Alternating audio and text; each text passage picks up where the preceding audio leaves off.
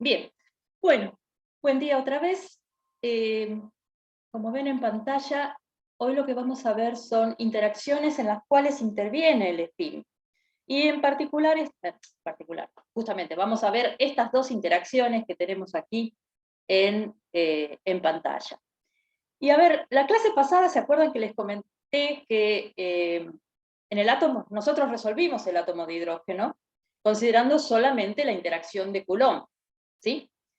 Pero no tuvimos en cuenta ciertos efectos magnéticos, que de todas maneras, eso no significa que hayamos resuelto mal el átomo de hidrógeno, porque estos efectos magnéticos son mucho más chicos, digamos, en magnitud, mucho más chicos, digo bien, en magnitud, respecto de la interacción que consideramos que es la interacción de Coulomb. Entonces, lo que se hace en ese tipo de casos, cuando tenemos interacciones que son pequeñas frente a una interacción, digamos, que uno ya ha considerado, es tratar a esas otras interacciones más pequeñas como lo que llamamos perturbaciones. Y la vez pasada mostramos el ejemplo de haber resuelto, por ejemplo, el pozo cuadrado, pero en realidad, en vez de tener el pozo cuadrado con esta pequeña lomita, que es lo que llamaríamos una perturbación al problema original. ¿De acuerdo? Y entonces esto se puede pensar como el pozo cuadrado más esta pequeña lomita. Hay un extenso capítulo en la mecánica cuántica que trata sobre las perturbaciones, sobre, digamos, cómo introducir a posteriori esas perturbaciones en el cálculo. Obviamente nosotros no lo vamos a desarrollar, ustedes lo van a ver en extenso en teórica 2, en mecánica cuántica, digamos, en materia teórica, y además si hacen alguna materia optativa después digamos, relacionada con la mecánica cuántica, como por ejemplo segunda cuantificación, o teoría de campos, o ese tipo de cosas, también van a ver que hay muchos métodos para introducir estas perturbaciones en el cálculo. ¿De acuerdo? Pero la idea esencial es que uno tiene un hamiltoniano que es la suma, como vemos acá, del antiguo hamiltoniano, del hamiltoniano que uno resolvió, por ejemplo, en el caso del pozo cuadrado, más un término más que involucra esta perturbación, ¿sí? Donde este término es mucho menor que el hamiltoniano original, ¿de acuerdo?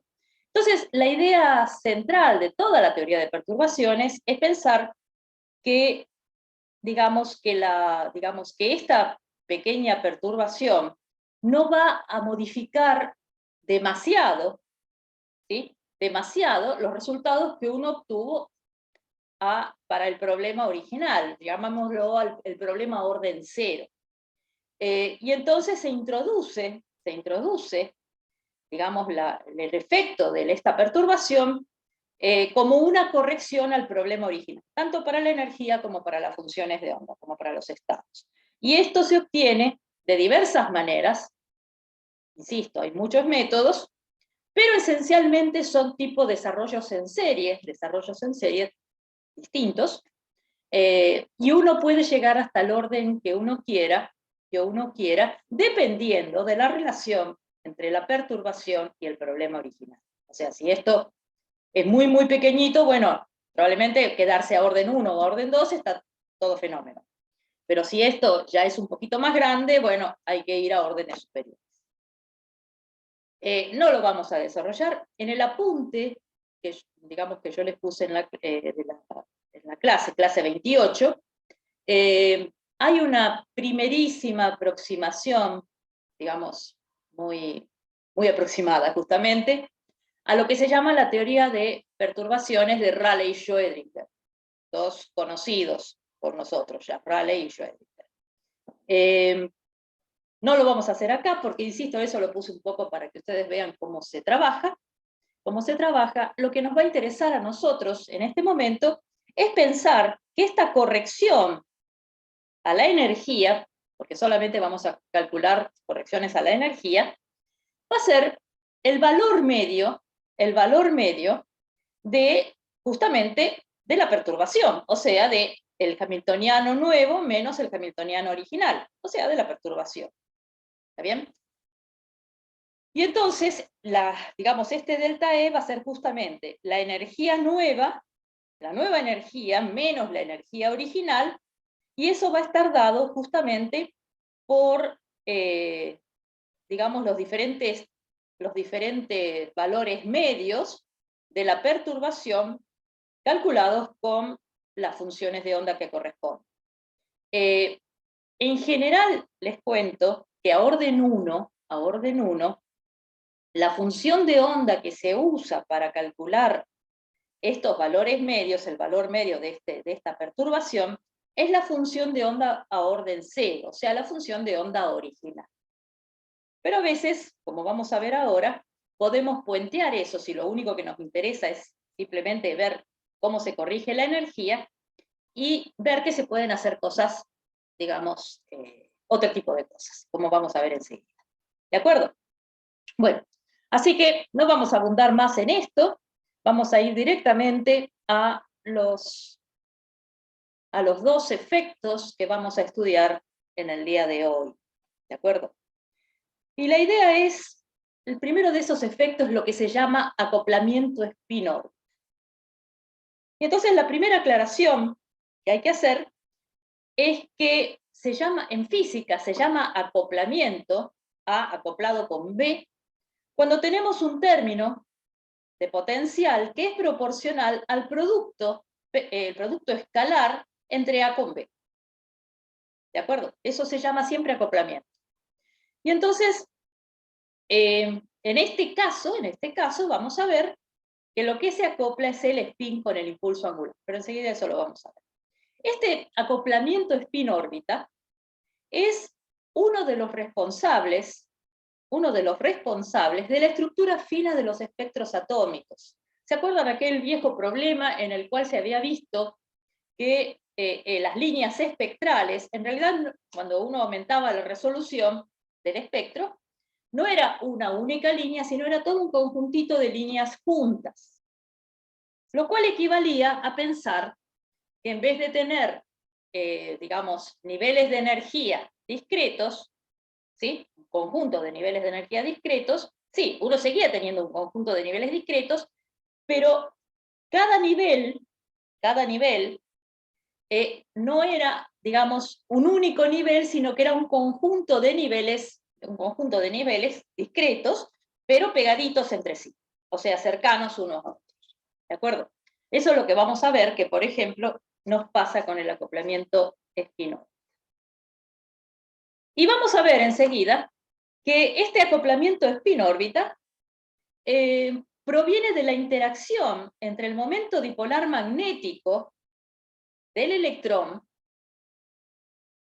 visto desde su sistema de referencia, ¿sí? O sea, nos paramos en el sistema de referencia del electrón, con el campo magnético que ve el electrón. ¿De dónde proviene ese campo magnético? Bueno, enseguida lo vamos a ver. Y en rigor, este acoplamiento spin-órbita, que nosotros vamos a sacar de una forma semiclásica, en principio, después vamos a pegar el salto cuántico, es un efecto relativista,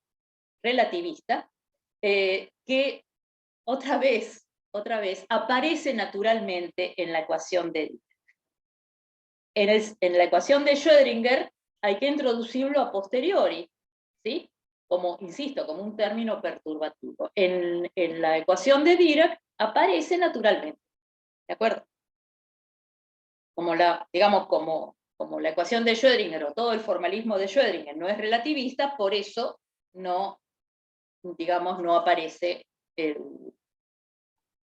no aparece naturalmente este acoplamiento spin. Ok, bueno, entonces vamos a ver de qué se trata. Y para eso vamos a hacer un cálculo de los que no me gustan demasiado, pero bueno, como no lo podemos sacar de la ecuación de Dirac, vamos a tratar de sacarlo en una forma semiclásica. ¿De acuerdo? Y entonces la idea es la siguiente. Supónganse que yo tengo el núcleo, tengo el átomo de hidrógeno, tengo el núcleo, átomo de hidrógeno o átomo hidrogenoide, digamos, mejor dicho, digamos, para poner mayor cantidad de partículas en el núcleo. Y tengo un electrón que se está moviendo de alguna manera alrededor del núcleo. ¿Sí? Alrededor del núcleo. Sabemos, bueno, que lo que uno puede determinar en el caso del átomo hidrogenoide es la zona del espacio donde uno puede encontrar el electrón para cada energía, pero bueno, imaginemos que el electrón se está moviendo alrededor del núcleo. Entonces, si yo me paro en el sistema de referencia del electrón, ¿sí? El electrón, ¿qué pasa? Si yo me paro ahí, bueno, el electrón estaría quieto. Por lo tanto, lo que va a ver moverse es al núcleo. O sea, si el electrón se está moviendo con una velocidad v, ¿sí? Va a ver al núcleo moverse con menos v, en principio, a priori. ¿De acuerdo? Con lo cual, para el electrón, el núcleo en movimiento está generando una densidad de corriente J, que va a estar dada por esto, por el producto de la carga del núcleo Z por E, por la velocidad con la que el electrón ve que el núcleo se mueve, que es menos v, y bueno, y este 1 sobre c es, digamos que donde c es la velocidad de la luz, como siempre, es porque estamos usando unidades gaussianas. Entonces, ¿qué pasa? Si el electrón ve esta densidad de corriente, por ampere va a haber también un campo magnético, ¿de acuerdo? Esta densidad de corriente va a generar un campo magnético, donde va a ser, como ustedes ya saben, la densidad de corriente, vector R, digamos el vector posición del electrón respecto del núcleo, sobre R cubo. Y bueno, ponemos la densidad de corriente acá, ponemos esta densidad de corriente, y nos queda, fíjense, V vector R, donde V, recuerden, es la velocidad en realidad la velocidad del electrón desde el sistema laboratorio, ¿de acuerdo? Entonces, este signo menos me da vuelta a este R vector V, y lo que me aparece acá, entonces, es el impulso angular orbital sobre la masa del electrón, o en realidad la masa reducida del electrón. La voy a llamar así, m sub b a la masa reducida, ¿sí? A la masa reducida, para no confundirlo ni con el momento magnético mu, ni con digamos, con el número cuántico magnético m. ¿Está bien? Así que m sub b es la masa reducida del sistema. ¿Ok? Bien. Y entonces nos queda escrito de esta manera. Pero fíjense que este impulso angular es el impulso angular del electrón. ¿De acuerdo? El impulso angular del electrón. Ahora, en este sistema de referencia del electrón, el electrón tiene un momento magnético. ¿Sí? Ahora, para el electrón está quieto respecto de sí mismo. Por lo tanto, él no ve su impulso angular orbital. Lo que ve, sí, es el spin. Porque el spin, digamos, no depende de las coordenadas, no depende del sistema de referencia, no depende de ese tipo de cosas, ya lo sabemos, y por lo tanto, el momento magnético que experimenta el electrón en su sistema de referencia es el que tiene que ver con el spin. O sea, como vimos la vez pasada, menos el factor de Landé por el magnetón de Bohr sobre H barra por el vector de spin. ¿Ok? Bueno, pongamos explícitamente el magnetón de Bohr, lo tenemos acá, tenemos esto, es E sobre 2 MC, EH barra en realidad sobre 2 MC, y nos queda esta expresión para el momento magnético en el sistema de referencia del electrón. Entonces, ¿qué es este acoplamiento espino-órbita? ¿Qué es esta interacción que estamos considerando? Bueno, justamente es la interacción entre este momento magnético y el campo magnético que ve el electrón, debido a que él ve al núcleo moverse. Pero fíjense que entonces si hacemos digamos, el potencial de interacción, que va a ser menos el momento magnético escalar el campo, eso nos va a quedar, bueno, con un montón de constantes que vemos acá, son las constantes que uno va arrastrando por acá, que lo que queda es que este término es proporcional al producto escalar entre el spin del electrón con su impulso angular orbital. ¿Ven? Entonces, es un efecto bastante curioso, en realidad, porque parece una autointeracción. Es algo del electrón que interactúa con algo del electrón. ¿De acuerdo? Con algo del electrón. Y esto es lo que se llama acoplamiento spin-órbita. Entonces, aparte de todas estas constantes que aparecen acá, fíjense que la dependencia, digamos, de este término perturbativo es este producto escalar dividido R3. ¿Ok? Bien. G sub S es el factor de Landé que corresponde al momento magnético debido al spin. Y se acuerdan que era aproximadamente 2. Digamos, lo podemos tomar como 2. ¿De acuerdo? Con lo cual, este 2 con este 2 se va, y nos queda,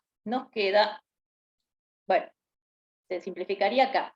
Y ahora tenemos que agregar una corrección más, en realidad, porque estamos haciendo las cosas aún en forma muy simple desde el punto de vista, incluso desde el punto de vista clásico, porque en realidad, si lo pensamos, el electrón está dando vueltas alrededor del núcleo, es un sistema rotante. Así que no es un sistema que uno pueda, digamos, hacer, digamos, tenerlo, uno tendría que tener en cuenta que el electrón es un sistema rotante. Las cosas se modifican como ustedes ya saben, cuando han visto sistemas no inerciales. Pero entonces nosotros lo vamos a introducir como un factor correctivo, y aparece un factor 1/2 entonces, un factor 1/2. O sea, esta interacción es menos 1/2 de mu sub s escalar b, ¿sí? Con lo cual nos queda esta expresión para este término perturbativo. ¿Y por qué lo llamo término perturbativo? Bueno, justamente vamos a estudiar, vamos a estimar el orden de magnitud de este término. O sea, en realidad lo vamos a comparar con el término de Coulomb, que es digamos, el potencial que usamos para resolver el átomo de hidrogenoide. Y para eso, entonces, para estimar el orden de magnitud, vamos a introducir, fíjense, tenemos en este caso, bueno, aparte de todas estas constantes que aparecen por acá, tenemos S, tenemos L, y tenemos R, ¿sí? En este término. Y entonces, ¿cómo estimamos estas cosas en orden de magnitud? Bueno, ya sabemos que R lo podemos medir en radios de Bohr, ¿de acuerdo? Sabemos que va a ser una radio de Bohr, 2 radios de Bohr, etc. Entonces, 1/2 de radio de Bohr, pero siempre el orden de magnitud va a ser el radio de Bohr. Así que a R lo vamos a caracterizar con el radio de Bohr, que es h² sobre la masa reducida por la carga al cuadrado. Con lo cual, el término de Coulomb va a ser ze² sobre este radio de Bohr. ¿Sí? Y L y S, ya sabemos que sus autovalores son proporcionales a h², así que también los podemos caracterizar como, o sea, el orden de magnitud va a ser del orden de h², cada uno de ellos. Bueno, entonces vamos a hacer digamos, la razón entre este término perturbativo y el término de Coulomb. ¿Qué nos queda toda esta cosa? Tenemos ω1 va a ser z², bueno, el 2 no podemos olvidar, no tiene mucha importancia, c², la masa reducida, h² sobre A0². Este R lo consideramos como el radio de Bohr al cubo. Y H0 va a ser ze² sobre A0. ¿Ok? Bueno, simplificando todas las cosas que se pueden simplificar acá, ¿sí? Y metiendo lo que vale el radio de Bohr, fíjense acá me queda el radio de Bohr al cuadrado en el denominador, por lo tanto, tengo este radio de Bohr al cuadrado a ver, acá, el radio de Bohr al cuadrado, con bueno, z al cuadrado se van, etcétera, etcétera. Acá, bueno, me queda esto, y finalmente me queda e a la cuarta sobre h barra cuadrado c cuadrado, o e cuadrado sobre h barra c al cuadrado. Y fíjense quién aparece. No pretendo que se acuerden, pero e cuadrado sobre h barra c es una constante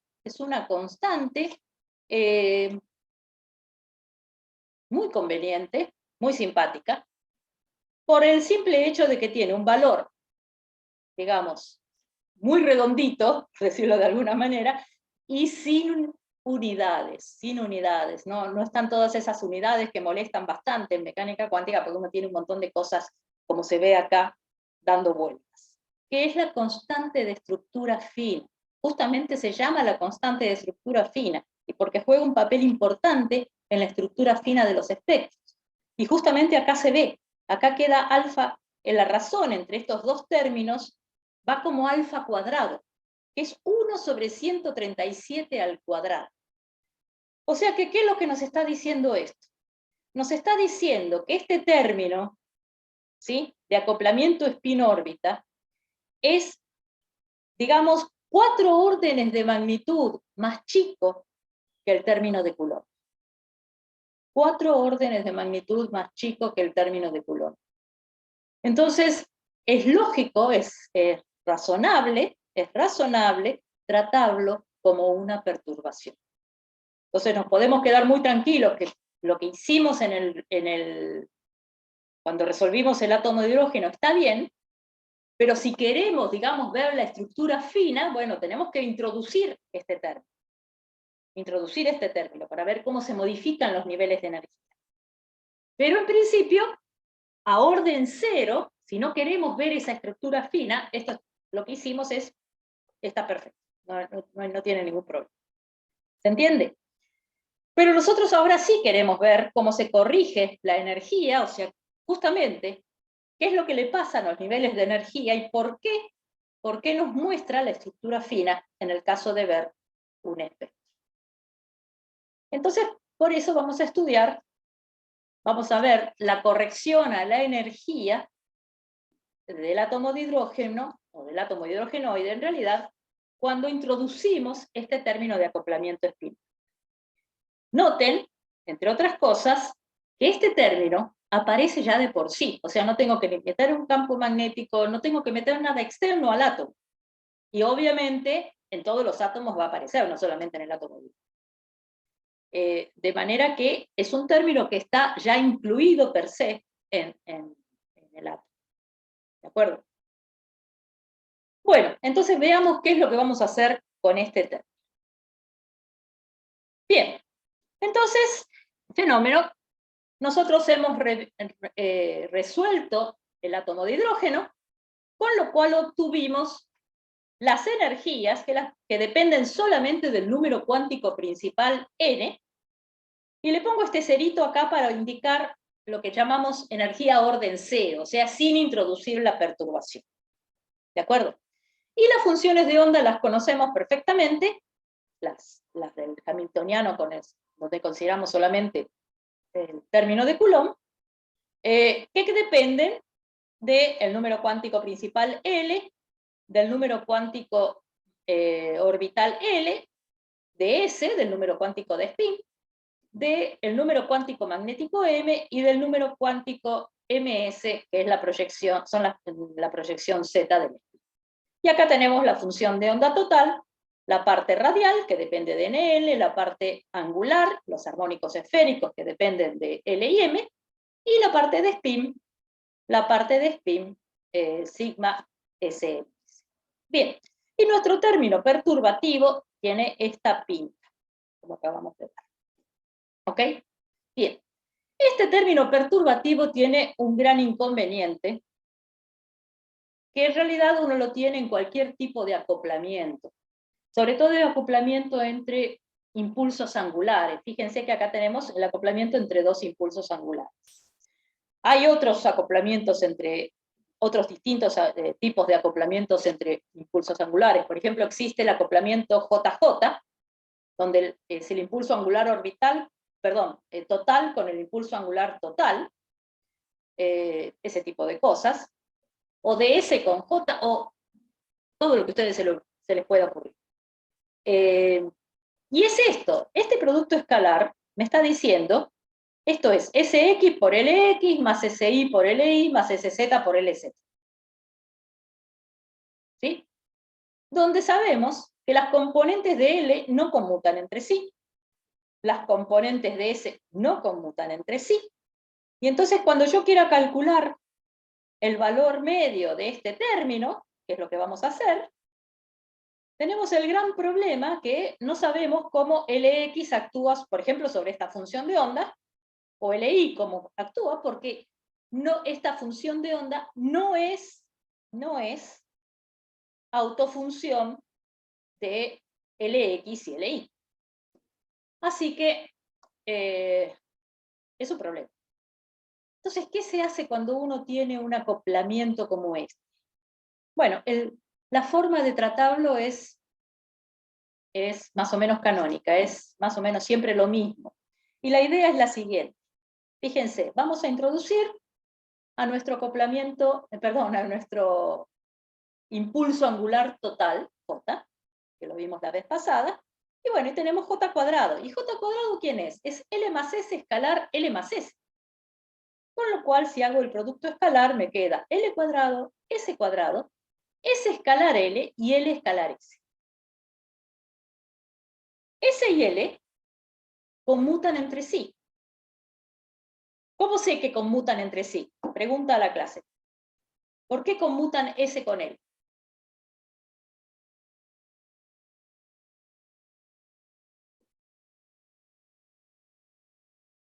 ¿Por qué puedo asegurar así sin pensarlo, sin hacer cuentas, que conmutan?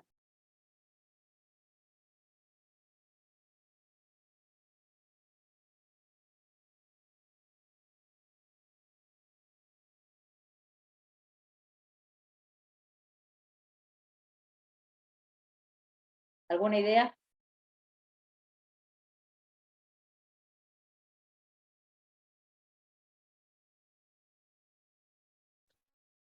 ¿Nada?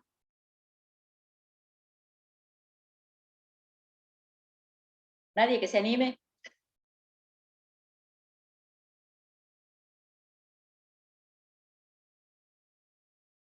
Bueno, la respuesta es que viven en diferentes espacios. Es decir, dicho de otra manera, el impulso angular actúa sobre funciones de las coordenadas angulares. El spin actúa sobre el spin, sobre las coordenadas de spin, y nada más.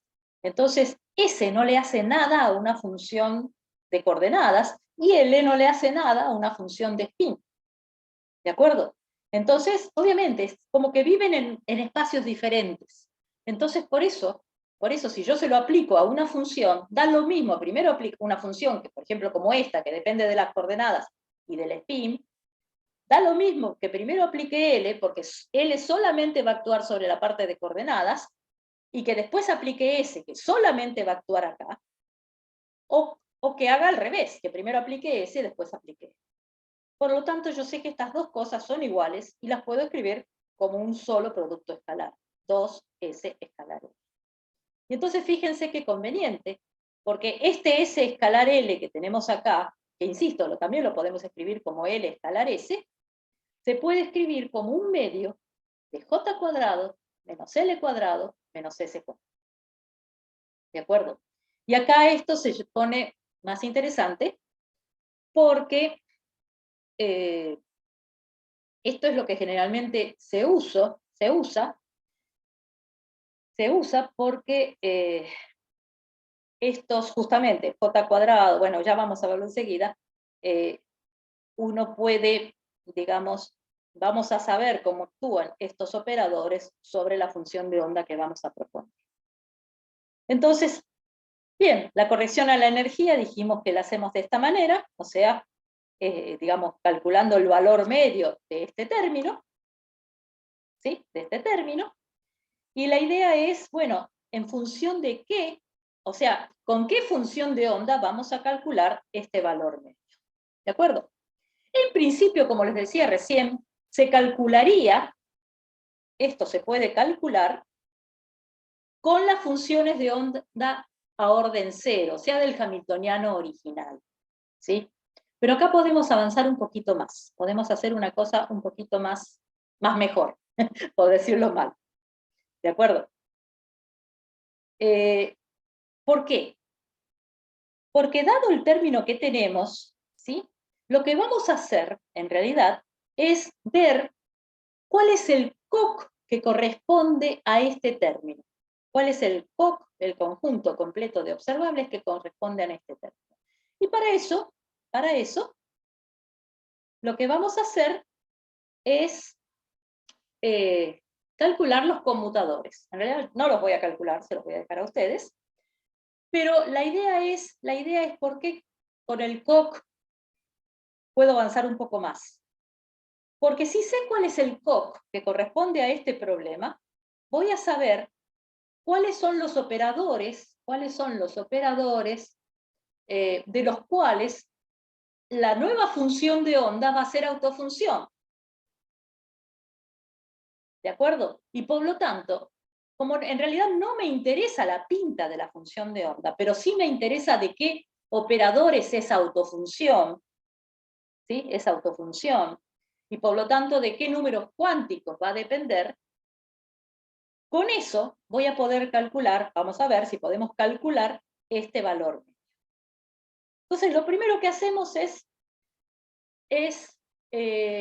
tratar de encontrar el nuevo COC.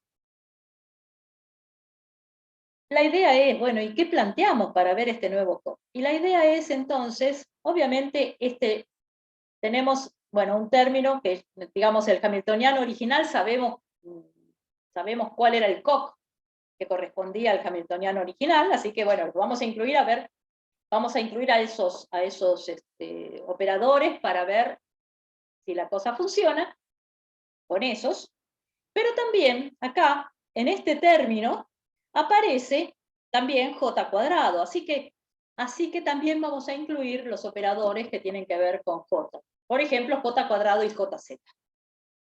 ¿De acuerdo? Y entonces nos queda esta linda chorrera de conmutadores, donde lo que vamos a hacer, fundamentalmente, es conmutar, ver qué pasa con este nuevo término. Y entonces tenemos lo que corresponde al término spin-orbital siempre es escalar L. Entonces queremos ver si ese escalar L conmuta con L cuadrado, conmuta con S cuadrado, conmuta con LZ y conmuta con SZ. Hasta acá tenemos el COC original. ¿De acuerdo? Y agregamos, por la pinta que tiene, que le hemos puesto a ese escalar L, J cuadrado y JZ. Se los voy a dejar como ejercicio, hacer la cuenta, obviamente. Obviamente ese escalar L, escríbanlo de esta manera, puede ser más sencillo, o bueno, como mejor les convenga, si quieren escribirlo como el producto escalar SX, LX, etcétera, etcétera, cada uno lo hace como mejor le guste, pero la conclusión que se llega, es que este primer conmutador es 0, con ese cuadrado es 0, perdemos LZ y SZ, porque el conmutador es distinto de 0, pero ganamos J cuadrado y JZ. ¿De acuerdo? J cuadrado y JZ. Hasta acá. Ahora, incluimos J cuadrado y JZ. Como el COC es que conmuten todos con todos, tenemos que ver si J cuadrado y JZ conmutan con los que conservamos acá, que son L cuadrado y S cuadrado. Entonces, vemos que J cuadrado y JZ conmutan con L cuadrado y S cuadrado. Así que encontramos el nuevo COC, y este COC está formado por J cuadrado, L cuadrado, S cuadrado y JZ.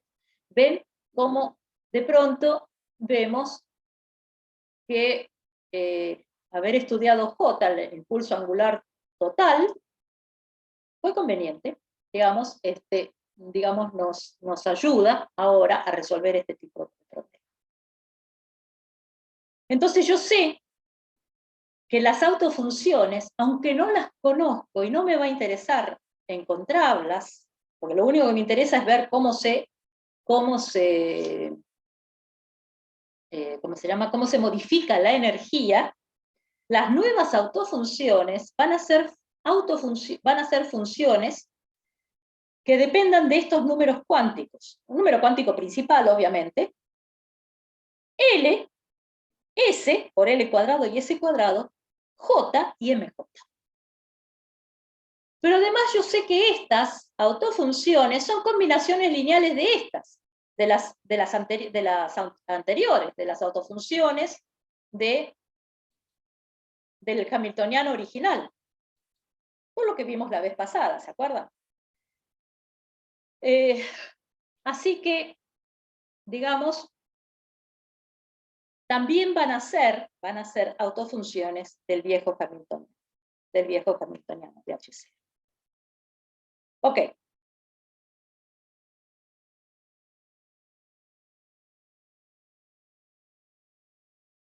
Bien, entonces, vamos a calcular ahora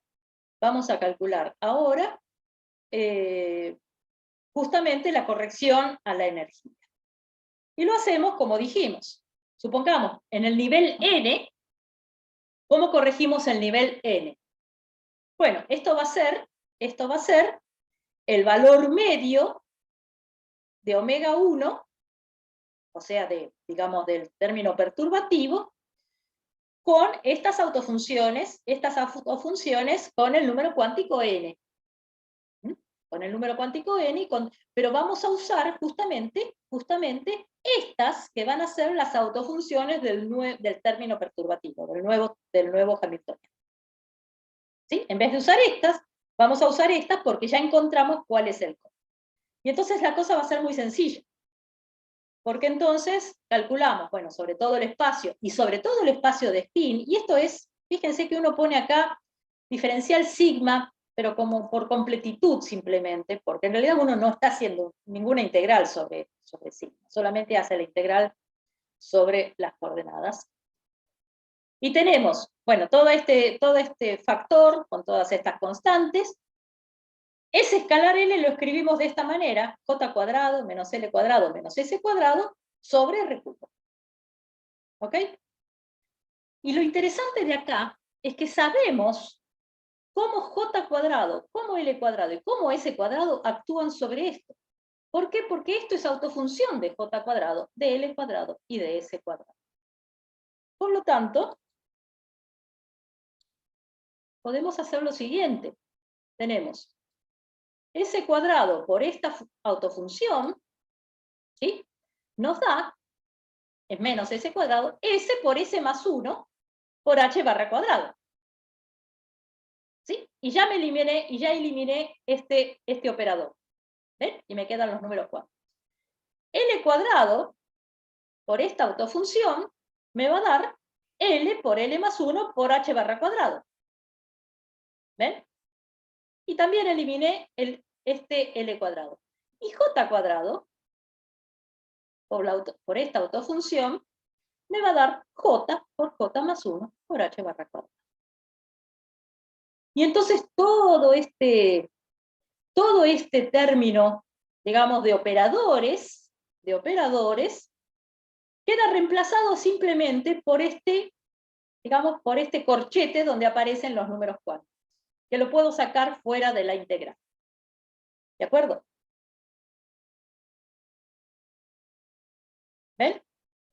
Y entonces, ¿qué es lo que nos queda? Bueno, desapareció ese cuadrado, desaparecieron todos estos, pero nos queda este R cubo. ¿Ok? Y entonces todo lo que nos queda dentro de la integral va a ser el valor medio de 1 sobre R cubo calculado con estas integrales, con estas funciones ¿de acuerdo? O sea, esto es el valor medio de 1 sobre R cubo. ¿Ok? Bien. Por lo tanto, nuestra corrección a la energía del nivel n, queda escrito como toda esta cosa grande, donde depende de todos estos números cuánticos, por el valor medio de 1 sobre r. ¿Cómo calculamos este valor medio de 1 sobre r cubo? Bueno, fíjense que esto es solamente la parte radial, o sea que solamente me va a interesar la parte radial de estas funciones. ¿De acuerdo? Y la parte radial no va a ser exactamente igual que en el caso anterior. Pero ahora sí, como no podemos avanzar más, ¿sí? Lo que vamos a hacer, fíjense, que vamos a usar la parte radial para calcular esto, ahora sí, de la función de onda de partida. O sea, estos polinomios de Laguerre de R sub n, bueno, polinomio de Laguerre y compañía, de la función de onda original. ¿De acuerdo?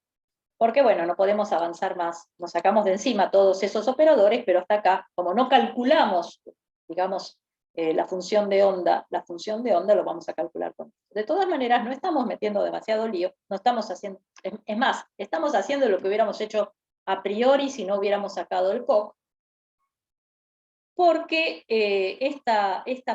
fíjense que esta parte radial, si bien no va a ser exactamente igual que en el caso anterior, porque tenemos este 1 sobre r cubo, ¿sí?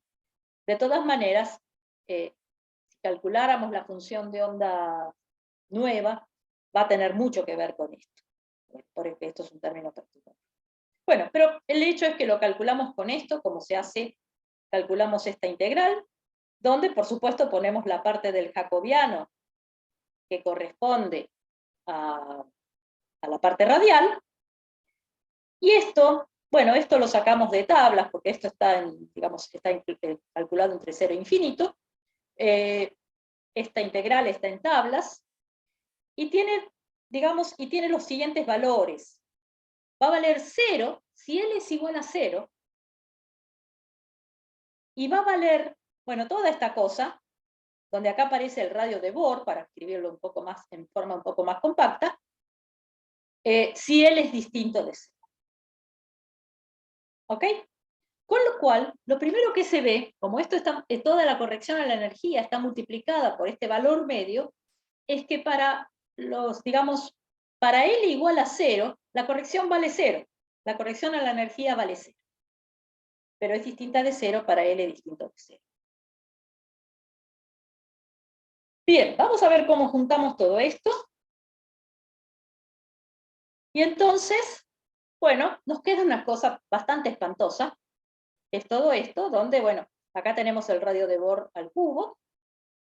Fíjense, justamente, es interesante, bueno, que aparte de todos estos números que son adimensionales, 1 sobre el módulo el valor medio de 1 sobre r cubo queda proporcional a 1 sobre a0 al cubo. ¿Ven cómo el radio de Bohr interviene en estos valores medios? Ok, bueno, nos queda toda esta cosa. ¿Ok? Ahora, ya sabemos que para el electrón S es igual a 1 medio. Y vamos a meter ahora sí cuánto vale el radio de Bohr. ¿Sí?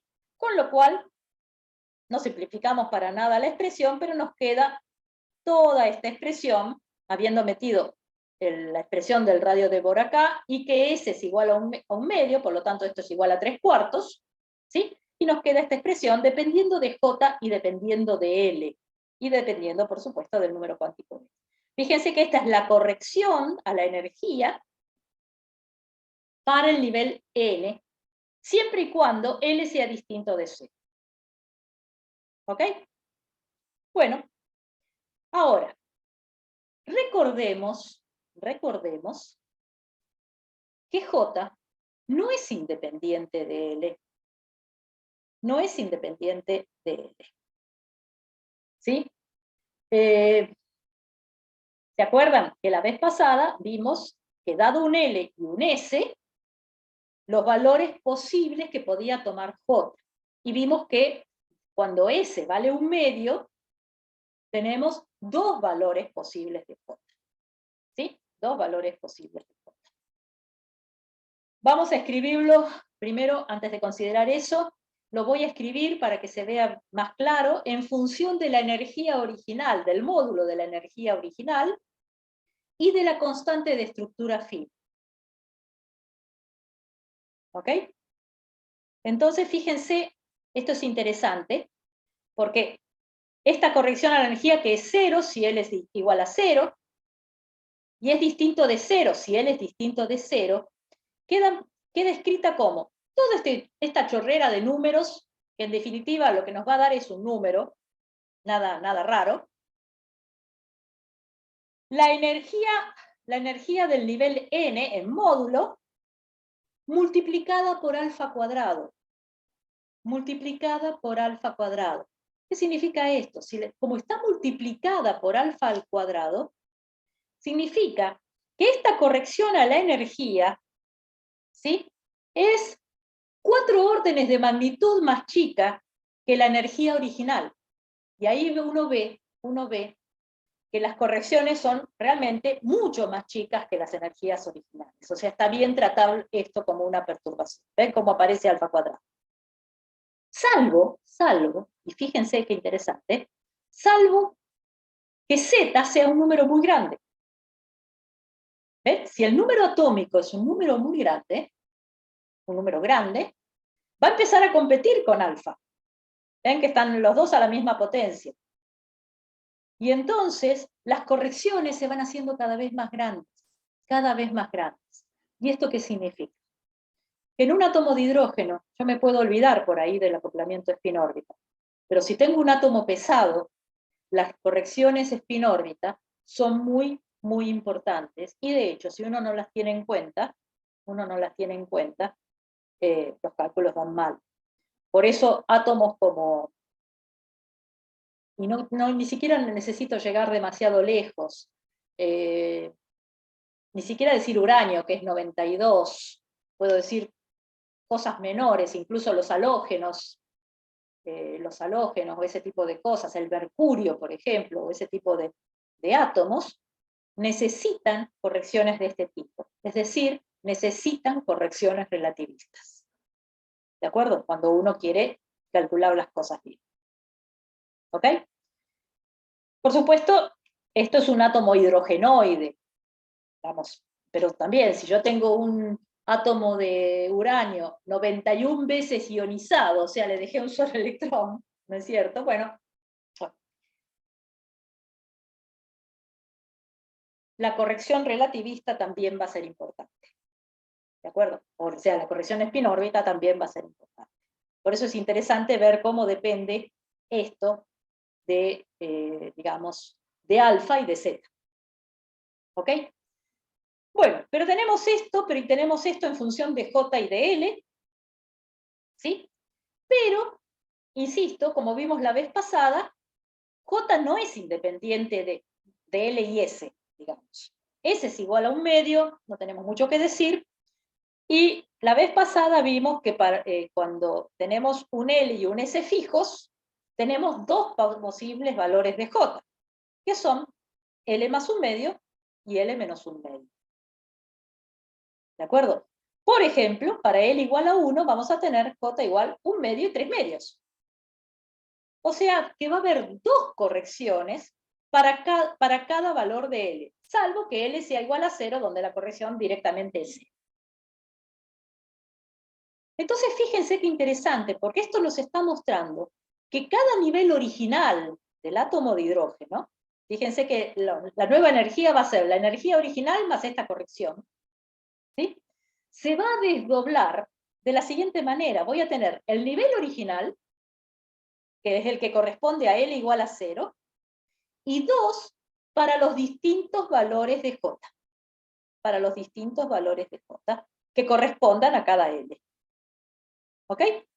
Entonces, por ejemplo, tendríamos lo siguiente. Fíjense, ahora la energía ya no depende solamente del número cuántico n, sino que depende también del número cuántico L. ¿Ven?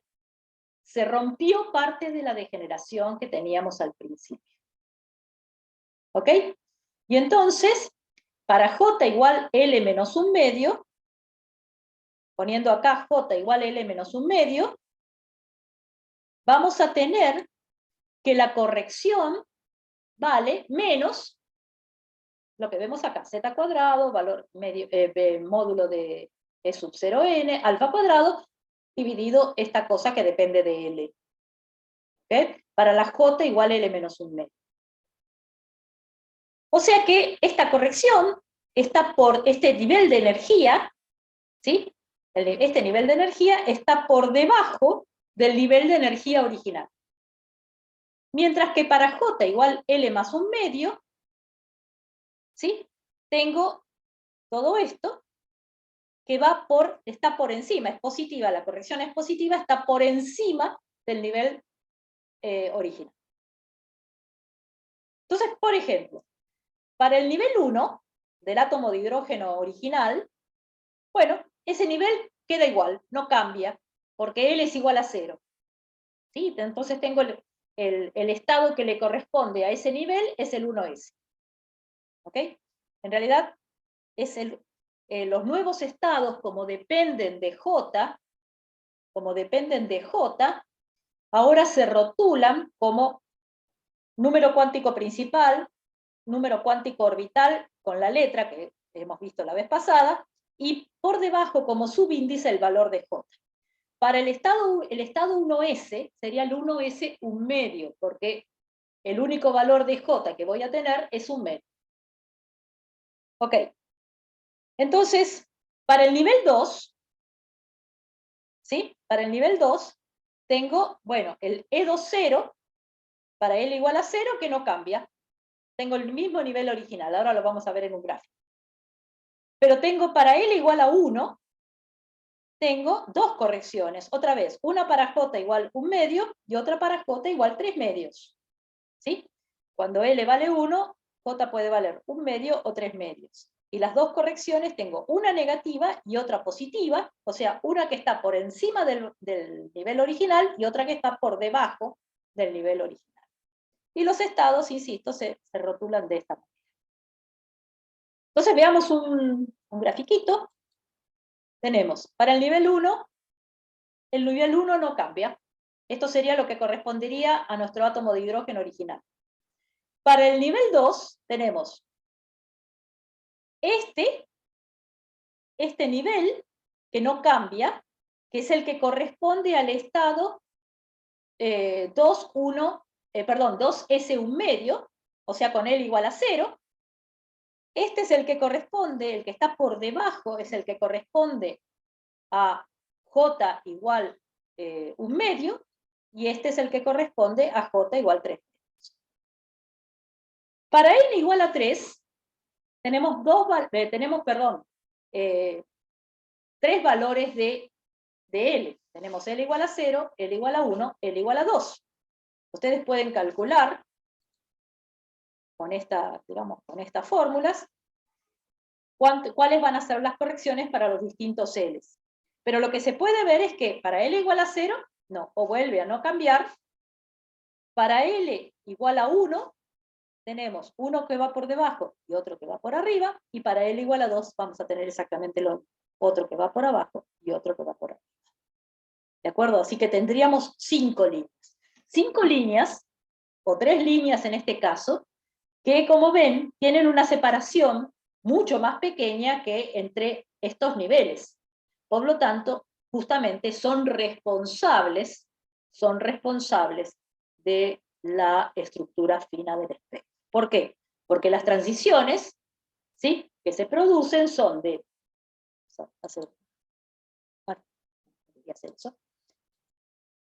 Son estas. O sea, yo voy a tener, por ejemplo, una transición de acá a acá, ¿sí?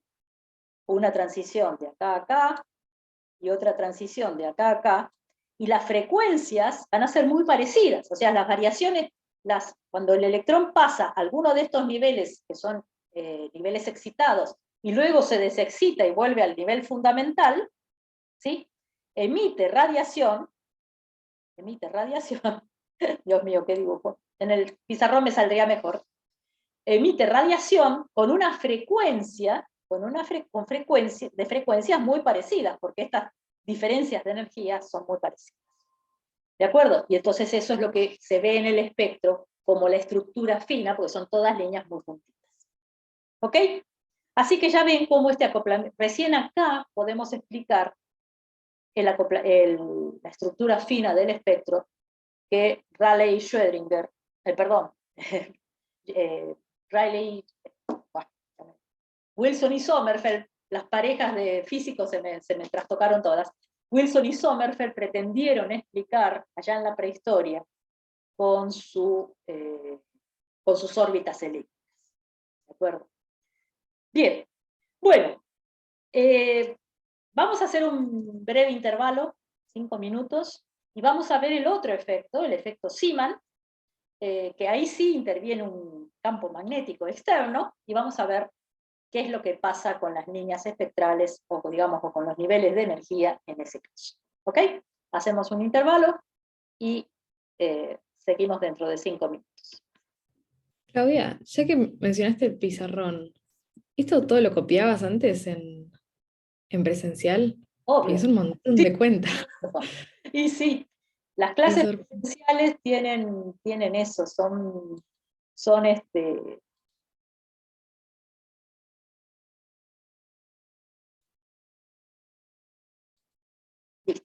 Vamos a ver entonces el otro efecto, el otro fenómeno que sí interviene que es el efecto Zeeman, en el cual sí interviene un campo eléctrico externo, y que fue descubierto por este señor Peter Zeeman en 1896, donde lo que vio es que si colocaba un átomo, digamos, en presencia de un campo magnético, obviamente se observaban en el espectro más líneas, y se observaba esa estructura fina, una estructura fina bastante marcada.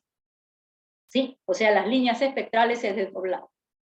Entonces, obviamente en ese momento no se podía explicar 1896, fíjense, está en la prehistoria, en la prehistoria incluso, pero digamos, hoy sabemos que, bueno, que lo que está haciendo este campo magnético es romper la degeneración que tienen los niveles de energía, como ya vimos con el caso del espino. Y entonces, bueno, ahora consideremos un término, omega 2, ¿sí? Omega 1 era el otro, que también es una interacción de dipolo campo magnético, pero ahora este campo magnético es un campo magnético externo. ¿De acuerdo? Fíjense que al tener un campo magnético en una determinada dirección, vamos a llamar a esa dirección Z,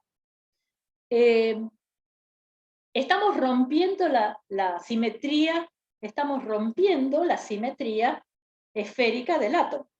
¿Sí? Ahora hay una dirección privilegiada, que esa es la dirección del campo. ¿De acuerdo? En nuestro problema. Bueno, en este caso, el momento magnético que va a intervenir del electrón es la suma del momento magnético orbital más el momento magnético de spin. ¿Sí?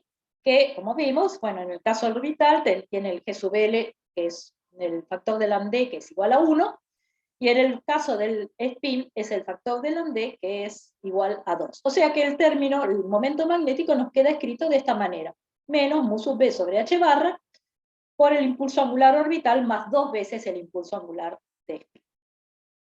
¿De acuerdo? Y acá tenemos que hacer una diferenciación que es la siguiente. Digamos, el efecto del campo magnético va a depender de la intensidad del campo. ¿Por qué?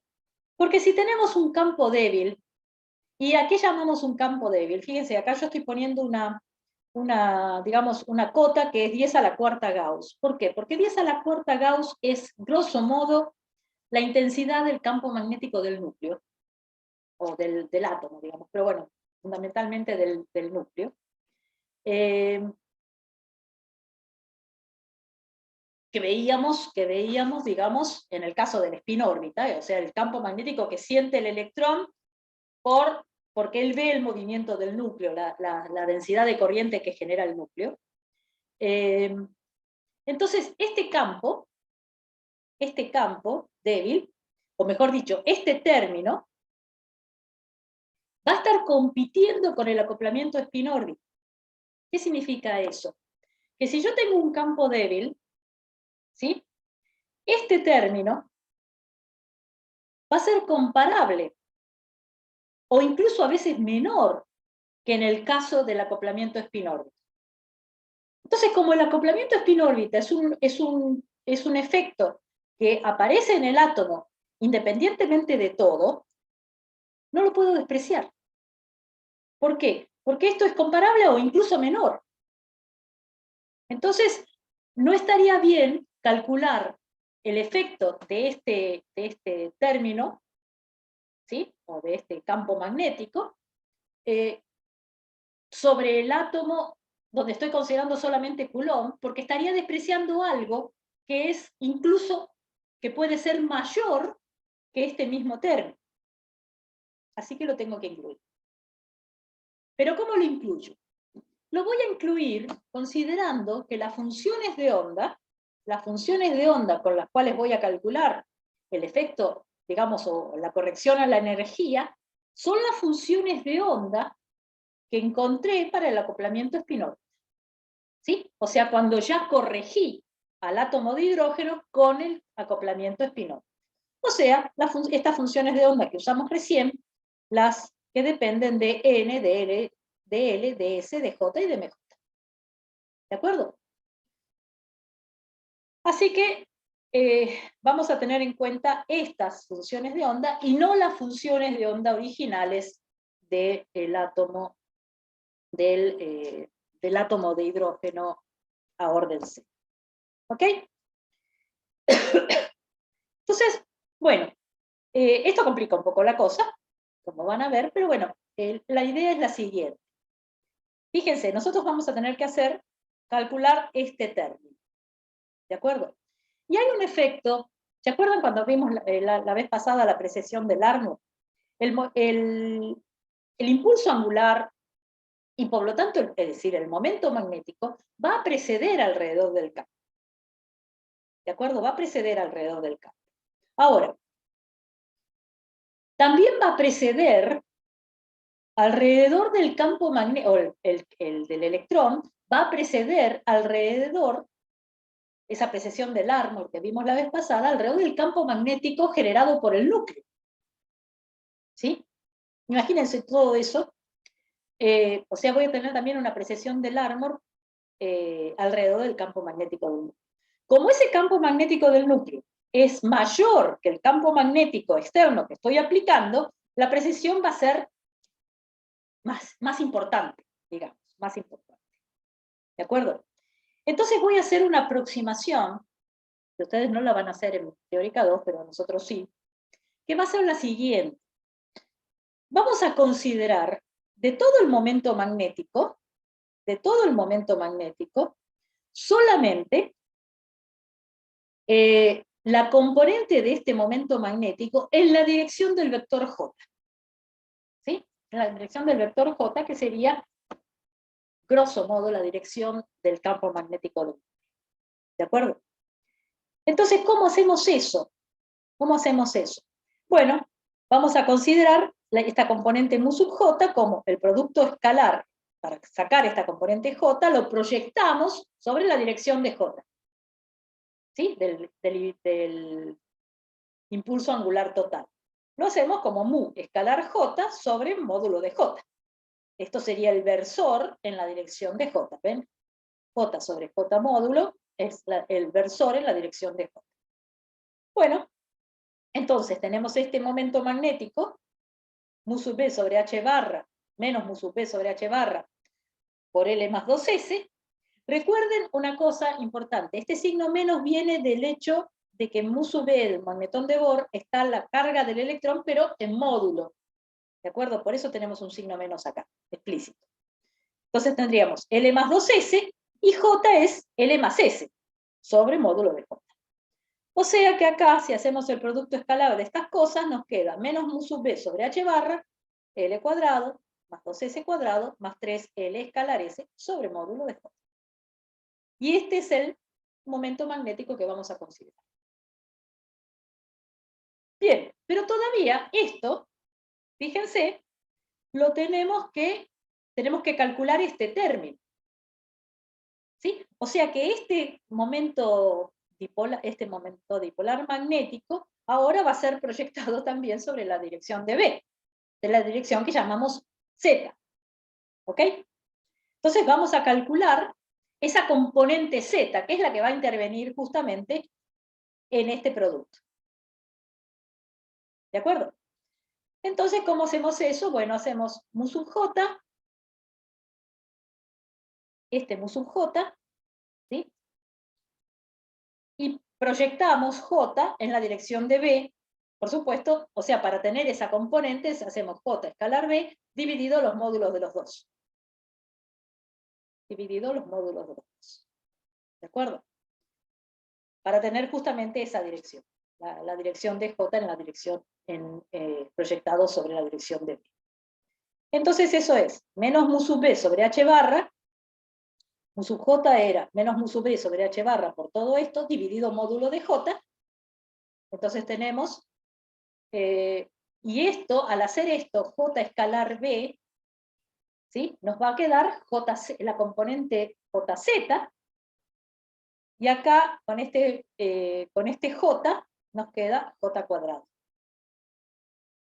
Módulo de J al cuadrado. O sea, uno de los, tendría que haber escrito la expresión, acá en mu sub J tenemos este módulo de J. ¿De acuerdo? Con este otro módulo de J me queda módulo de J al cuadrado. ¿Ok?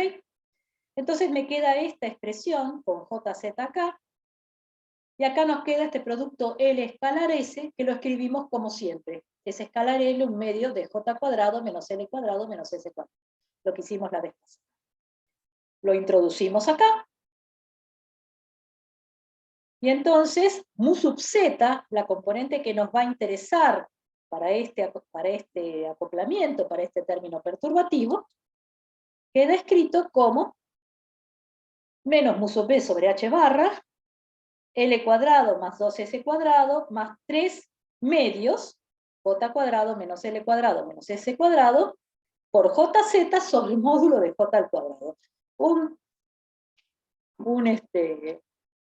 Digamos, un lío, no sé cómo expresarlo, pero digamos, bueno, ahora vamos a acomodar todos estos operadores.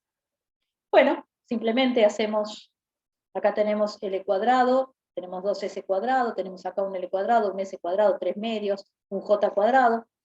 Acomodamos todo esto y nos queda menos mu sub B sobre H barra, 3 medios de J cuadrado, menos un medio de L cuadrado, porque es L cuadrado menos 3 medios de L cuadrado, más un medio de S cuadrado por JZ sobre módulo de J al cuadrado. Y ya encontramos entonces la componente Z del momento magnético, que es lo que nos interesa. Ok. Con esto entonces la energía potencial de interacción es el producto menos el producto de mu sub Z por el campo, o sea, toda esta expresión que encontramos recién, pero solamente cambiada de signo por el signo menos anterior y multiplicada por el campo. Acá la tenemos. Bueno, esto ahora hacemos lo mismo que hicimos antes, o sea, vamos a calcular la corrección a la energía, la corrección a la energía, calculando el valor medio de todo este operador, con las funciones de onda, que son autofunciones en el caso de spin-órbita. O sea, las que dependen de n, de L, de S, de J y de MJ. ¿De acuerdo?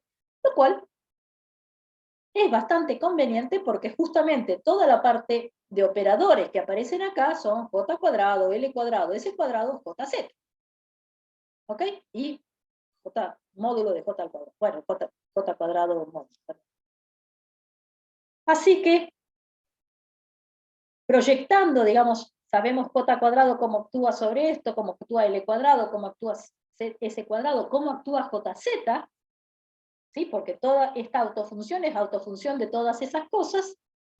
Y entonces acá nos queda, bueno, todo esto, y nos queda 3 j por j más 1, que viene por este j cuadrado, menos L por L más 1, que viene de este L cuadrado, más 2S por S más 1, por este S cuadrado, dividido 2J por J más 1, H barra cuadrado, ¿sí? El H barra cuadrado de todos los otros lo puse acá. Y este JZ aplicado sobre esto me da MJ por H barra. ¿Ven? Entonces, toda esta parte llena de operadores y cosas, como sé que esto es autofunción de todos estos operadores, finalmente me queda como esta cantidad de números, pero bueno, tenemos todo esto. ¿Ok? Entonces veamos cómo trabajamos esto. Acá volví a escribirlo en forma más fíjense que me queda. Esto es el magnetón de Bohr, por B. Fíjense que H barra, este H barra cuadrado se va con este H barra cuadrado, este H barra se va con este H barra, así que no depende de H barra. Me queda el magnetón de Bohr por la intensidad del campo, por toda esta cantidad de números cuánticos y finalmente por MJ. Por MJ. ¿De acuerdo? Entonces acá vamos a ver una cosa interesante. Fíjense. Si ahora escribimos lo que hicimos de principio, o sea que la corrección a la energía es el valor medio de esta cosa, ¿sí? La corrección a la energía es el valor medio de esta cosa. Bueno, el momento magnético, este momento magnético, ¿sí? Va a ser el factor de lambda que corresponda a este momento magnético, ¿sí? Por el magnetón de Bohr sobre H barra, ¿sí? Justamente, como esto depende, o sea, a ver, vamos a decirlo de otra manera. Si yo en vez de expresar el momento magnético en función del momento magnético del impulso angular más el momento magnético del impulso angular de orbital, más el momento magnético del impulso angular de spin, lo expreso como un momento magnético del impulso angular total, ¿sí? Que es otro impulso angular, así que lo puedo escribir en función de ese momento magnético, voy a tener que ese momento magnético también lo voy a poder escribir como el factor de lambda que le corresponda, lo podríamos escribir como G sub J, pero bueno, lo escribo como G nada más, por el magnetón de Bohr dividido H barra. Como acá tengo digamos, el producto escalar entre el momento magnético y B que está en Z, tendría el valor medio de JZ por el campo magnético. ¿De acuerdo? ¿Se me siguieron lo que hice? Por lo tanto, esta corrección a la energía queda escrita como un factor de lambda por el magnetón de Bohr, por la intensidad del campo, y este JZ es, digamos, este JZ es MJ por H barra. ¿Sí? El valor medio de JZ va a ser MJ por H barra. Con este H barra se va el H barra y me queda esta corrección a la energía escrita de esta manera. ¿Entienden lo que hice? Este momento magnético, estoy pensando en el momento magnético del electrón como el momento magnético debido al impulso angular total. ¿Sí? En vez de pensarlo por separado como la parte del impulso angular de spin y la parte del impulso angular de orbital. ¿De acuerdo? Ok, con lo cual encuentro que este factor si comparo esta expresión con esta, voy a ver que el factor de lambda que corresponde a este momento magnético que es el del momento angular total, es toda esta cosa que está acá, toda esta cosa que está en el corchete. ¿Sí? Toda esta cosa que está en el corchete. Y entonces veo que cada nivel de energía va a tener una corrección, o sea, se va a desdoblar debido a este MJ, debido a los valores de este MJ, a los valores que puede tomar este MJ. O sea, como sé que MJ varía entre menos J y J, va a haber un desdoblamiento en 2J más 1 niveles. ¿Ven? Y la separación entre ellos, justamente, va a estar dado, fíjense que la separación no es la misma en cada caso, va a estar dado justamente por este factor delante. Por este factor delante. ¿Ven? Entonces, por ejemplo, para fijar ideas, supongamos que tengo el estado 2S1 medio. 2S1 medio. ¿Sí? Fíjense que estoy usando la notación del spin órbita. ¿Por qué? Porque estoy considerando los estados que consideren en el caso del spin órbita. N, L, S, J y MJ. Entonces tengo el 2S1 medio que corresponde N igual a 2, L igual a 0 y J igual a 1 medio. El MJ vale más o menos 1 medio, y no tengo otra posibilidad, porque MJ varía entre menos J y J. Y entonces tengo que el nivel se va a desdoblar en 2. El 2S, 1 medio, se desdobla en 2. ¿Ok? Bien. El factor de lambda lo calculo con este valor de J y de L, ¿ven? Que depende de J y L, S siempre es 1 medio, y me queda que la separación entre esos niveles es igual a 2. Es un número 2. Bueno, ¿qué significa esto? Lo que significa es, o sea, la separación va a ser igual a 2 mu sub b por b, pero mu sub b por b es un número fijo, así que no tiene digamos, 2 veces mu sub b por b. Para el estado 2p 1 medio, nivel igual a 2, L igual a 1, J igual a 1 medio, también MJ vale más o menos 1 medio, y también el nivel se desdobla en 2. Pero la separación entre los niveles va a ser 2/3, distinta de esta, ¿ven? Es más chiquita, bastante más chiquita. Para el estado, cuando L vale 1, ¿sí? Ya vimos que J puede valer 1 medio o 3 medios. Entonces, para el 2p 3 medios, MJ va a variar entre menos 3 medios y 3 medios. Y por lo tanto, el nivel se desdobla en 4. ¿Ven? Se desdobla en 4. Y la separación entre los niveles va a ser igual a 4/3. Y así uno podría seguir. Vamos a mostrar un esquemita para ver qué fue lo que les fue pasando a los niveles de energía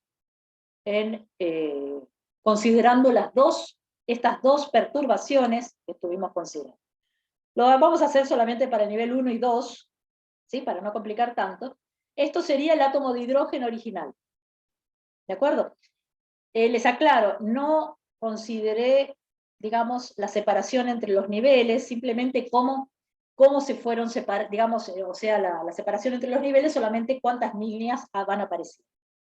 En el caso de spin órbita teníamos, bueno, el nivel 1 no se modificaba, y era el nivel, el estado 1S 1 medio.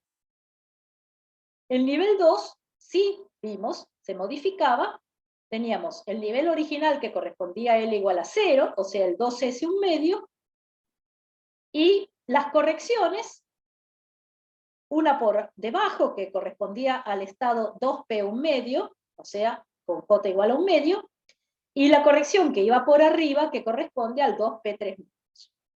Y acá los coloreé justamente para ver qué pasa con este nuevo término. El 1S 1 medio se desdobla en 2. ¿Sí? Se desdobla en 2, justamente porque tengo 2 valores de MJ. Como J vale 1/2, MJ tiene 2 valores, tenemos estos 2 niveles de energía. ¿De acuerdo? Acá, el nivel 2S1/2, que es el que originalmente no se modificaba, también se desdobla en 2. ¿Ven? Uno por debajo y otro por encima. El 2P1/2, que era el que estaba por debajo, nos queda 2 niveles también por debajo. Mientras que el 2P3 medios, del 2P3 medios, se desdobla en 4. ¿Ven? Entonces, fíjense la cantidad de niveles de energía que tenemos solamente con el nivel en el nivel original n igual a 2. Tenemos 1, 2, 3, 4, 5, 6, 7, 8 niveles de energía. Si esto no es estructura fina, la estructura fina ¿dónde está? Así que fíjense cómo por solo poner el átomo en un campo magnético débil, porque estamos considerando un campo magnético débil, el efecto enorme que tiene sobre los niveles de energía, cómo la degeneración se rompe terriblemente. Fíjense además, ya que estamos, la importancia que tiene haber calculado, digamos, introducido el impulso angular total, ¿de acuerdo? El impulso angular total. Sin haber introducido eso, esta cuenta hubiera sido bastante más complicada. ¿Ok? Bueno, pero lo que vamos a ver para terminar es qué pasa si el campo magnético es intenso. Si el campo magnético es intenso, o sea, un campo magnético mayor a 10⁴ Gauss, la cosa se simplifica muchísimo, por la sencilla razón de que podemos despreciar el acoplamiento spin-orbit, porque ahora este efecto Zeeman pasa a ser más importante que el acoplamiento spin-órbita. ¿Sí? Entonces, es como que, digamos, podemos despreciar el acoplamiento spin-órbita frente a este otro término perturbativo, que sigue siendo más chico que el término de Coulomb, pero, digamos, pasó a una categoría superior frente al acoplamiento spin. Esto se llama efecto Paschen-Bach o Zeeman anómalo. El otro era el Zeeman normal. ¿De acuerdo? El Zeeman normal. Pero ahora es mucho más sencillo. ¿Por qué? Bueno, volvemos a calcular el término perturbativo, que por supuesto tiene la misma pinta, es mu sub B sobre H barra, es el momento magnético por el campo magnético, me nos queda LZ más 2SZ por el campo magnético. Seguimos teniendo un campo magnético en esa dirección que llamé Z. ¿Ok?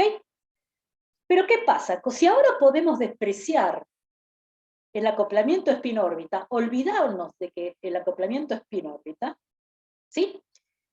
Vemos que el término perturbativo depende de LZ y SZ. ¿Sí? Por lo tanto, estos son dos operadores del COC original, del problema original. Así que, olvidándonos del spin-órbita, las funciones de onda siguen siendo las mismas de antes. O sea, el COC, mejor dicho, el COC es el mismo del problema original y por lo tanto las funciones de onda son esas que dependen de N, de L, de S, de M y MS. ¿Sí? Porque justamente estos dos operadores son los que aparecen en el COC original, así que este término va a conmutar con todos los operadores de nuestro COC original. ¿De acuerdo? Así que esto es muy sencillo de calcular, porque entonces la corrección a la energía la hacemos con estas funciones de onda. Bueno, acá lo puse como phi y acá lo puse como psi, pero bueno, ustedes entienden que es la misma función de onda, con la misma función de onda del problema original. Y obviamente esto es autofunción de LZ y es autofunción de SZ, así que la corrección a la energía nos queda muy sencilla. LZ aplicado a esta función de onda me da m por h barra, y ese z aplicada a esta función de onda me da ms por h barra. Con lo cual, fíjense qué fácil nos quedó la corrección a la energía.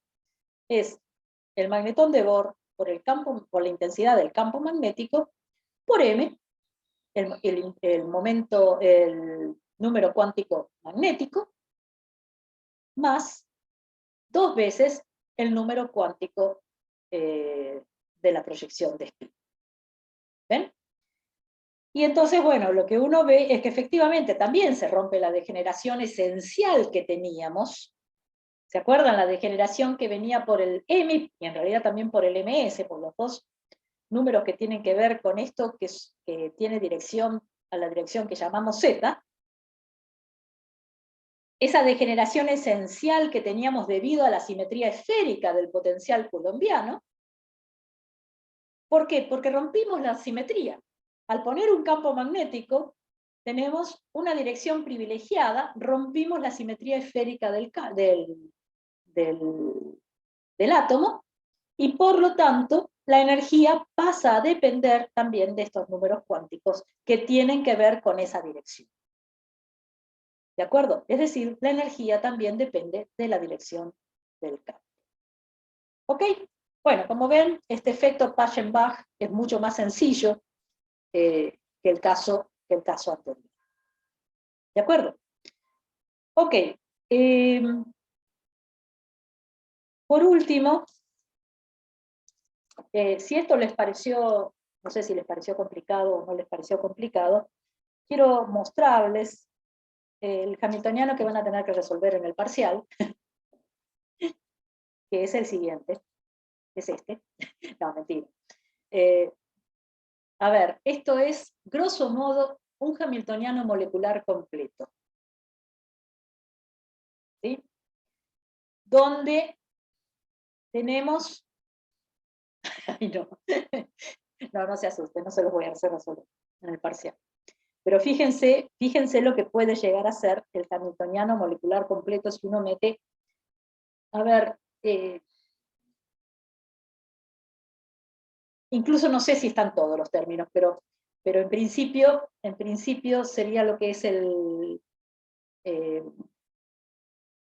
hamiltoniano hiperfino, digamos, donde uno tiene en cuenta toda lo que puede ser la estructura fina. Bueno, obviamente, la energía cinética de los electrones, que por supuesto acá, si esto es un digamos, en realidad es una sumatoria sobre la energía cinética de los electrones, porque tenemos en una molécula o en un átomo incluso tenemos muchos electrones, y incluso acá se está haciendo una aproximación que es muy razonable, que es considerar que los núcleos están en posiciones fijas, ¿de acuerdo? ¿Por qué? Porque la masa de los núcleos es mucho mayor que la masa de los electrones, entonces se puede hacer esa aproximación de considerar a los núcleos fijos, ¿de acuerdo? Después acá uno tiene el potencial electrónico en el campo de los núcleos, y en el caso de tener, digamos, en el caso de, supongamos, de tener un cristal, bueno, acá uno incluye el potencial de los electrones en el campo de cargas de otros átomos, ¿de acuerdo? De otros átomos. O sea, por un lado está el núcleo, uno tiene en una molécula muchos átomos unidos, ¿no es cierto? Y bueno, en principio los electrones van a estar más asociados a su propio núcleo, pero van a estar los otros núcleos. Entonces uno también tiene un potencial debido a los otros núcleos. Acá tenemos un término de acoplamiento spin-órbita, escrito de una forma distinta, donde, bueno, aparece de una forma distinta, digamos, pero es esencialmente lo mismo. Acá tenemos un Zeeman electrónico. ¿Qué significa un Zeeman electrónico? Es el Zeeman de un campo magnético, pero solamente con el spin del electrón, o sea, digamos, en el sistema de referencia del electrón. Y acá tenemos el otro término, el que está el de acoplamiento del campo magnético con el impulso angular orbital del electrón. Donde lo que aparece acá, en realidad, fíjense, es el potencial vector del campo magnético. Todo acá. Este es el potencial vector del campo magnético que se acopla con el impulso lineal de los electrones.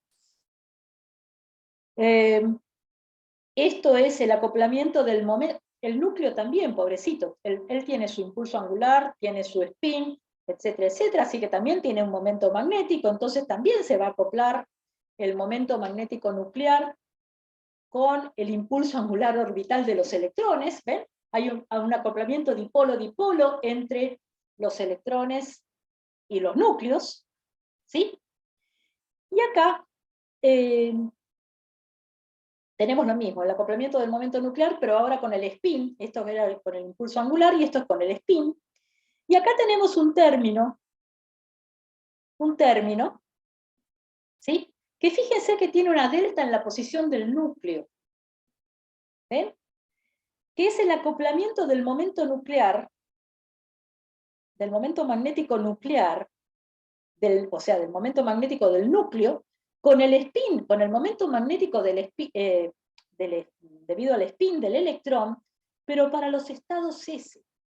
O sea que fíjense que es un término que se llama término de contacto de Fermi, que yo les comenté la vez pasada, que justamente tiene en cuenta que el electrón, en un estado S, en un estado con L igual a 0, tiene posibilidad no nula de estar en la posición del núcleo. Eso es lo que representa esta delta.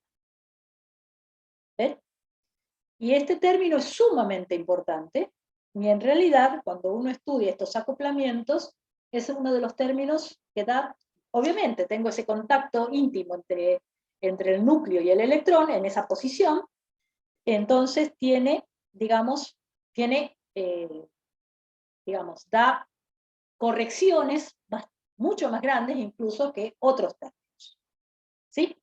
Bueno, finalmente tenemos el Zeeman nuclear, ¿sí? O sea, campo magnético, pero con el spin del núcleo. Y después, si queremos seguir avanzando, hay acoplamientos del cuadrupolo nuclear con el gradiente de campo eléctrico, y podríamos seguir con los otros multipolos, pero bueno, podemos quedarnos acá. Así que ven que la cosa parece muy complicada, y uno dice, ¿cómo hago para resolver todo esto? La gran noticia es que cada uno de estos términos tiene un rango de energías distinto. ¿Sí? Distinto. Entonces, no hay por qué estudiarlo todo junto, sino que si yo, por ejemplo, excito a la molécula con una cierta, digamos, en un cierto rango de energías, se va a activar uno de estos términos va a ser el preponderante frente a los otros, ¿sí? Y entonces ese término va a ser el que domine toda la cuestión y va a ser el que yo voy a tener que calcular. Grosso modo, lo que quiero decir es que cada uno de estos términos da origen a una espectroscopía diferente y que nos da información sobre la molécula, sobre cada molécula, nos da una información diferente en determinados rangos de energía. ¿De acuerdo? En determinados rangos de energía. Entonces, excitando, o sea, entregándole a la molécula energía en un determinado rango, voy a hacer que uno de estos términos sea el importante, digamos, el que voy a estudiar, y que va a producir ciertos efectos sobre el espectro atómico que puedo observar y puedo sacar conclusiones a partir de ahí. ¿De acuerdo? O sea, no hay que estudiarlo todo junto, sino que se pueden estudiar cada uno de estos términos por separado, porque cada uno de ellos da origen a una espectroscopía diferente. ¿De acuerdo? Así que no se asusten, esto no se resuelve todo junto, sino que se resuelve, digamos, incluyendo uno solo de estos términos en cada caso, o un par, digamos. Por ejemplo, este término de contacto de Fermi, se incluye también con este otro término, si bien este otro término es bastante más chico que el contacto de Fermi, pero digamos, se pueden calcular en forma conjunta, ese tipo de cosas. Bueno, este era un pantallazo general sobre cómo se trabaja con este tipo de cosas. Así que bueno, vamos a parar acá. Y la vez que viene vamos a ver